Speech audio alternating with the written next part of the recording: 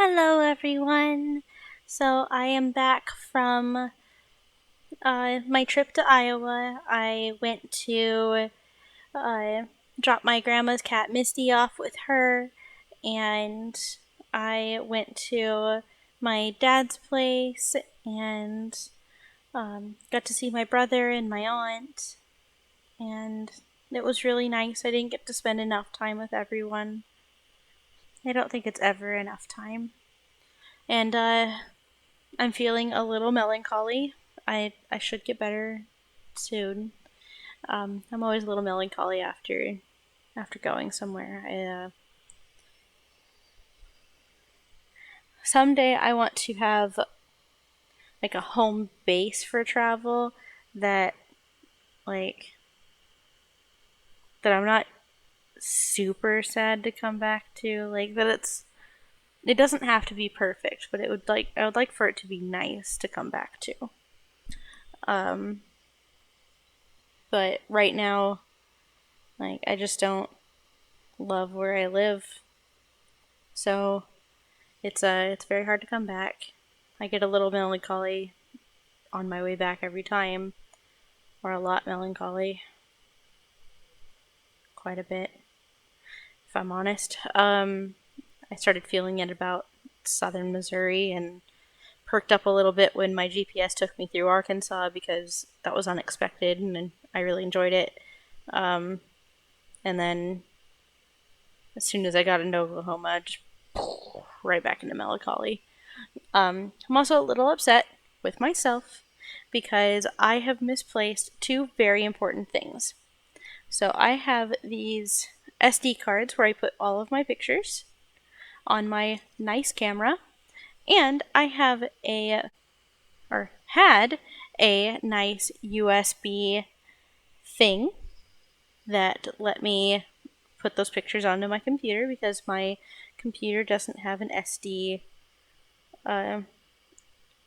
SD reader.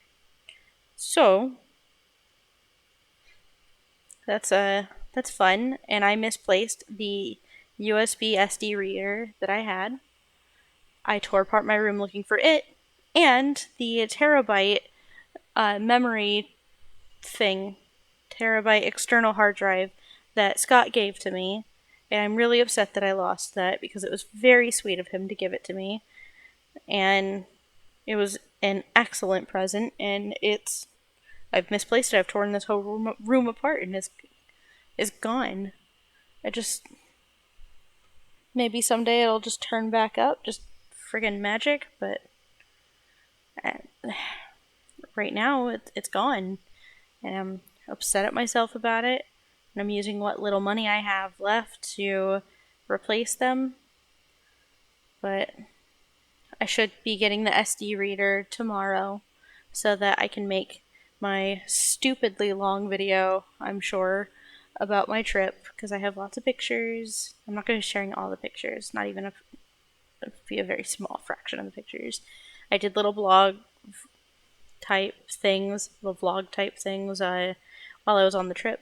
I'll I'll link my other channel below, I guess, if you want to see like raw videos and old videos.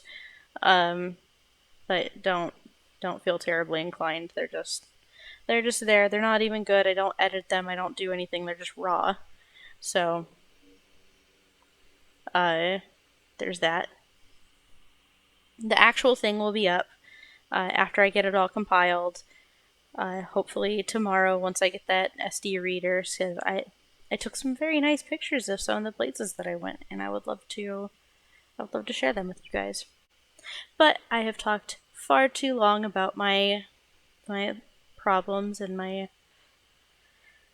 mostly my problems. So what I'm really here to talk to you guys about right now is that I read via Audible because I was driving.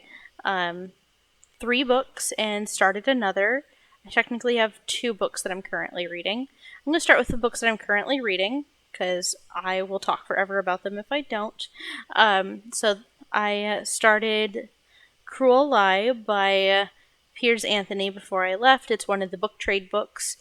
Um, and I believe Scott recently bought the box set of A Darker Shade of Magic, so he's going to read that as well. He's going to read the first one, the first book, as the trade. We'll see if he likes it. And if he doesn't like it, he said I can have the books. It's a good series. It's fantastic, so I highly recommend it. Obviously, so I read uh, A Game of Thrones by George R. R. Martin. I had about 20 hours left, and I finished those up on the trip. It was remarkably close to the show, so if you've seen the first season of the show, other than a few dream sequences and aging the characters way down, you've experienced the book. It's pretty much the same. I need to do some research and find out when they start splitting so that I can take in new information so that I don't feel like I've kind of wasted my time, because I kind of feel like I wasted my time. See, I'm jumping into the Game of Thrones series because I want another character like Ramsay Snow or Ramsay Bolton, depending upon how far along in the series you are. It's been out for a while, so I'm not. It's been out a while, so spoilers? Whatever.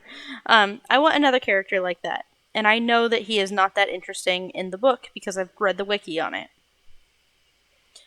But I'm hoping that there's another character somewhere in there to take his place in my terrible little heart that needs a terrible bad guy for me to be like, oh, he's horrible, but oh my gosh, is he well written? Like, I just need it. I do. And I need another character like that because there is a Ramsay shaped hole just missing from my thought processes. I just need another character like that, and I'm hoping there's another one in that series. Um, yeah, I just want more. I didn't get more or a similar character out of the first book, because it's very like the first part of the series. So it's good. It's good. It's very good. If you haven't read it, of course I'd recommend it. If you haven't watched the show, I would definitely recommend the first season. Most people have watched the show though, so you know. Uh, the second book I finished was The Psychopath Test by Jon Ronson. Um, he's a fantastic journalist. This isn't the first book I've read that he's written, but it is definitely one of my favorites. It went through this whole like roller coaster ride of experiencing being affronted by sociopathy to uh, getting that power surge of understanding how to pinpoint or try to pinpoint who a psychopath is, to uh, realizing that maybe this power surge isn't quite what it seems, to battling against whether or not sociopathy and the diagnoses or potential diagnoses of sociopathy is a bit of a witch hunt. And then going into the repercussions of both having that significant amount of information and thus power to having consequences to that and having that big gray area in between. Oh, it was fantastic. If you like nonfiction and you like case studies about the psychological fields, definitely check out The Psychopath Test. The last one that I read was by Lucy Foley. It's The Guest List, and it was one that Alexa Dunn had read, and I watched her reading wrap up and really felt drawn to it, so I immediately put it on my wish list, and then I realized on my drive that nothing on my ready to read list, my TBR, that I have already purchased was really striking my fancy. So I went ahead and just picked up The Guest List, and it was fantastic. I really loved it. It's a mystery. It you already know a murder happens, like right in the beginning. You just don't know who, and you don't know who the murderer is. So you get this stem, you get this base. You get a heart of a rose right here, which would be the murder and who did it. And then you get all of these characters that come up around it. And you learn about these characters and you see their shapes and what's made them this way, and um, their ins and outs, and you see their faults and their good aspects. You just see everything about them, and then little by little they fall away until you get to this heart of the mystery. And then you see what happens, and you think about everything that's fallen away. You think about all the characters, you think about how this came to be, you think about the murder and the consequences. You don't get a lot in by way of consequences in this book. The epilogue is not long enough. Sorry, it's just not. It's not long enough at all. But everything else leading up to that is gorgeous. It's expertly written, and it was just so much fun. Like, it was so much fun to read. I think I really started having fun with it about halfway through. I'm not saying that it's slow or bad getting up to that halfway point. It's just I have a very strong. Sorry, I can't. It's nighttime and somebody's mowing their lawn. I'm sorry, I can't do anything about that. But so I have a strong paranoia that that no one actually likes me, that they just kind of put on a facade, that they I don't. It doesn't make a lot of sense. It's very irrational, but I have a fear that people put on a facade, and that no one actually likes me, that no one actually wants me around, that no one actually loves or wants me. And seeing the relationships that are secure in the beginning kind of unravel so that you can see the ins and outs of how things and people work. You have to go through that moment of thinking that, maybe people don't like each other as much as they should. And if you're like me and you try to relate your own emotions, your own experiences, your own things to deeply connect to the story, it could be a little hard to get through that first half, considering, it's going to remind you of maybe my friends and family don't like me. Maybe people are just with me just because. Um, that being said, it does loosen up after a bit. Like, it was hard to get through, but it was worth it getting through. And as somebody that, suffers with that fear and that anxiety, and as somebody that knows that it's entirely irrational, like, why would normal, real, like, actual people still bother with me if they didn't actually like me? There's no reason that they wouldn't. Like, just, like, walk away if they didn't like me. So, I understand that it is an irrational paranoia. Please don't be worried. But, yeah, this might trigger that for you if you have that issue. But it is an excellent book. I would definitely recommend it as long as you're not, I don't know, unspeakably fragile about it. I don't know. I am. Sometimes I would think that I'm unspeakably fragile about it, but, like, I got through it. And it was worth it. It was a beautiful story. It's beautifully written. Oh, wow. I would read it again, honestly. I don't really like to reread books. I'd read it again. It was very good.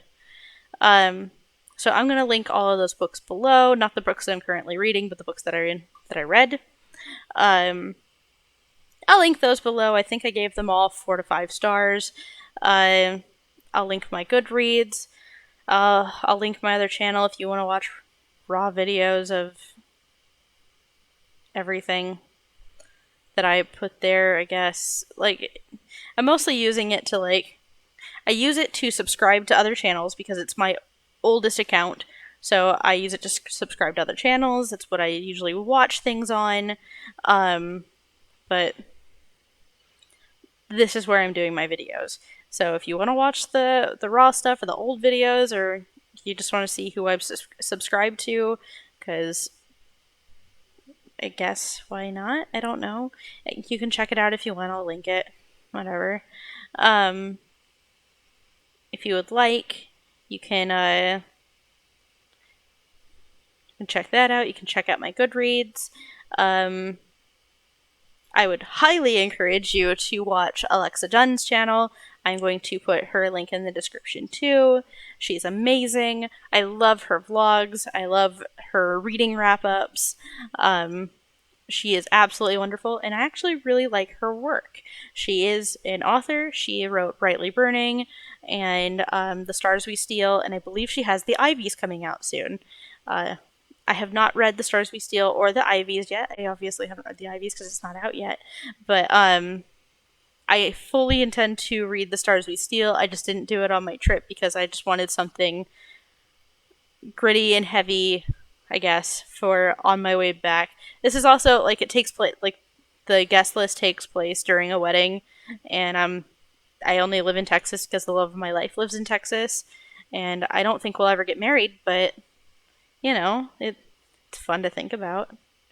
But okay, I'm gonna go ahead and get this posted. I'm gonna do some writing sprints before my class starts. I have 2 classes today, and then I get to go to sleep. It takes me usually a couple of sleeps before the melancholy recedes to where I'm not being such a sad thing. Sad hollow witch. But yeah, I'll get those sprints up to probably tonight. I have a story that I am very excited to be starting because it was on my mind most of the trip. I think once I got the big points figured out, I let it kind of slip to the back of my mind so that I wasn't overthinking it. But yeah, I'm excited. I'm gonna write, and tomorrow I'll get that USB drive in, and I can finally